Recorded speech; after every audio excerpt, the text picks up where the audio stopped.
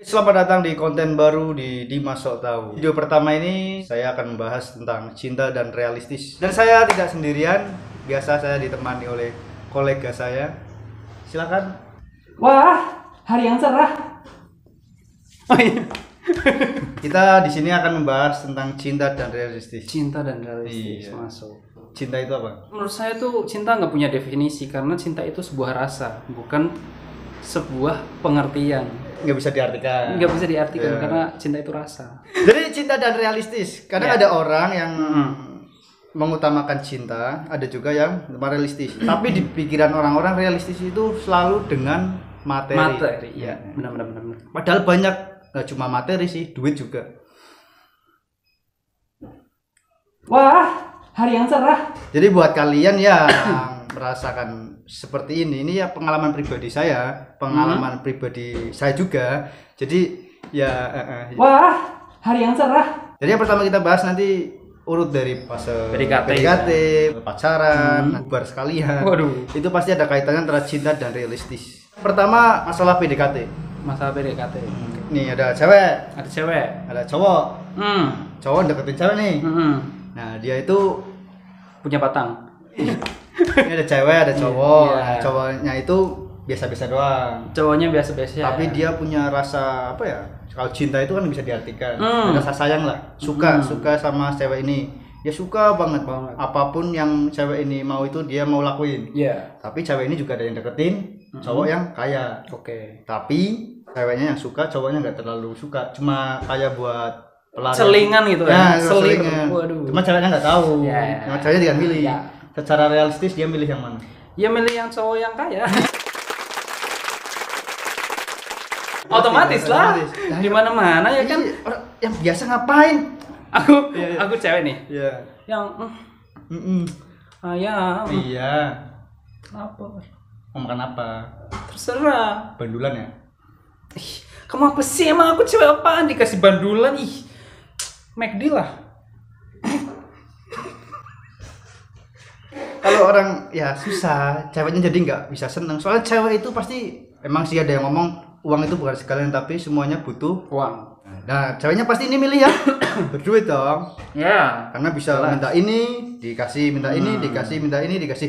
Tapi kalau cewek ini milih yang realistis, kemungkinan besar kalau cowoknya nggak emang benar-benar cinta ya, cuma mengandalkan uangnya, pasti ceweknya sakit hati di kemudian hari.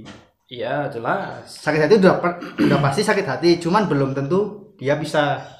Karena kadang ceweknya masih bertahan walaupun disakitin sama si cowok yang ini kaya, tapi ceweknya tetap bertahan. Karena soalnya kan ya Cinta itu. Iya, enggak, iya, ya ceweknya jadi cinta karena duit. Iya. Iya, jadi Nggak mau kehilangan karena dia takut kehilangan. nggak punya materi. Cewek itu katanya lebih milih cowok yang nakal daripada cowok yang baik. Oke, fuckboy. Tapi itu opini, Bos. Kenyataannya kita lihat dari perspektif cewek. Oke. Cewek milih fuckboy kenapa? Karena fuckboy itu pengangguran. Uangnya banyak, tapi dari orang tua. Iya. Waduh. Nah, yang ketiga, cowok fuckboy itu pasti Pakai motor ninja. Wah, hari yang cerah. tapi intinya cowok fuckboy itu selalu ada waktu, selalu apa namanya? Banyak duit, walaupun nggak tahu dari mana ya. Terus juga pinter lah ngerayu cewek. Saya kan suka tuh dirayu, suka. Kenapa cewek milih fuckboy daripada Good boy. good boy ya intinya itulah. Cowok baik-baik.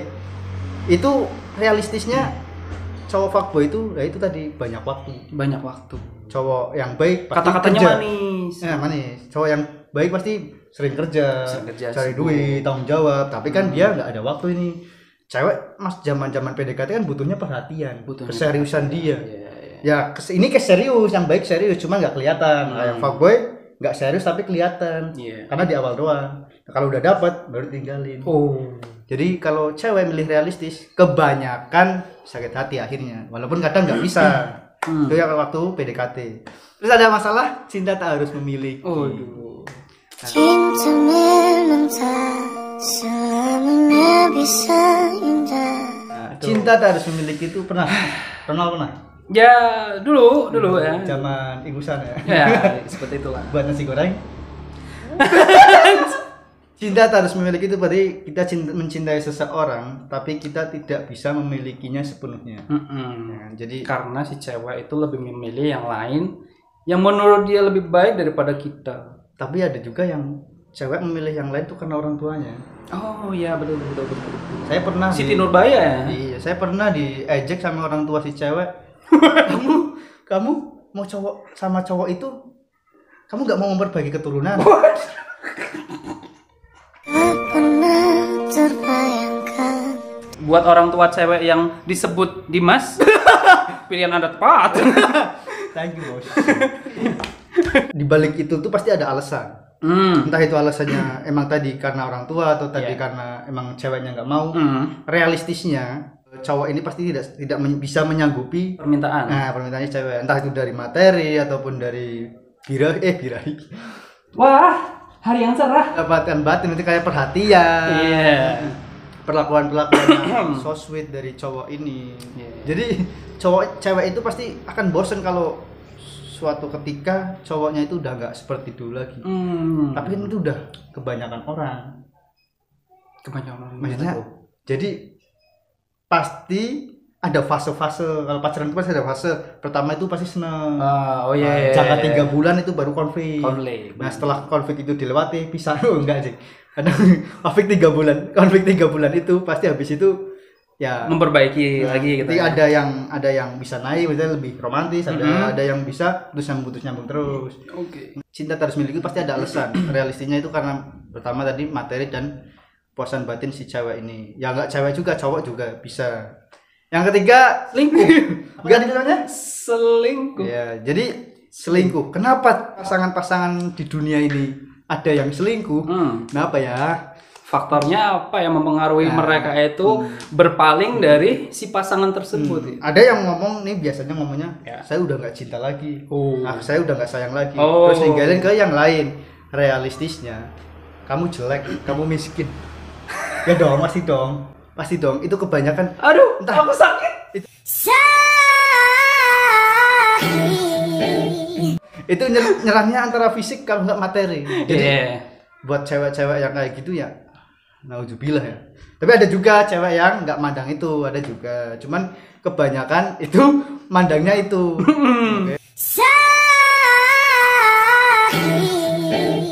Cinta itu emang membahagiakan, tapi realistisnya menyakitkan. Tapi aku pernah baca gitu ya di suatu kayak blog gitu.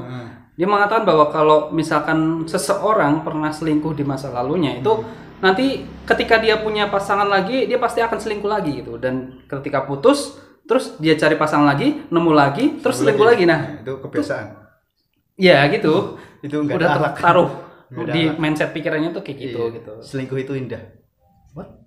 Karena tak selamanya selingkuh itu indah. Pasanganmu semangatku. Jadi gimana kesimpulannya? Cinta dan realistis.